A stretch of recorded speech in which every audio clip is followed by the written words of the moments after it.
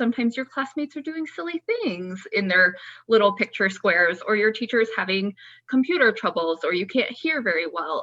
All of those extra distractions that come with virtual learning make it even harder for a young person with ADHD to stay on task and stay focused. ADHD impacts millions of children in the U.S., commonly causing higher levels of hyperactivity and impulsiveness, along with issues focusing on a single task and sitting still for long periods of time. Remote learning requires both.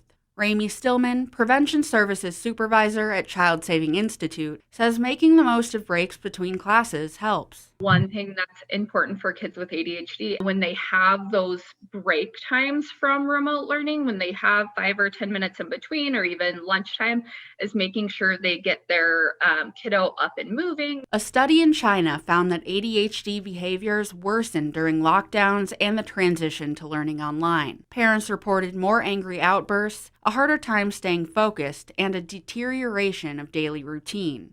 All things that trickle into education. I think on average, a child with ADHD needs more reinforcement, in other words, more carrots to work for, so to speak, more motivators than youth who do not have ADHD, and that's been much harder with online learning. Dr. Trevor Bixler, a psychologist with Boys Town, says important ways to support youth with ADHD include providing incentives and having open communication with educators. Despite an unusual year for schooling, Dr. Bixler commends teachers for being flexible and compassionate with children who have needs beyond the typical student. They've just gone above and beyond to try and be available and to try to adapt classroom expectations to where that student still is able to learn.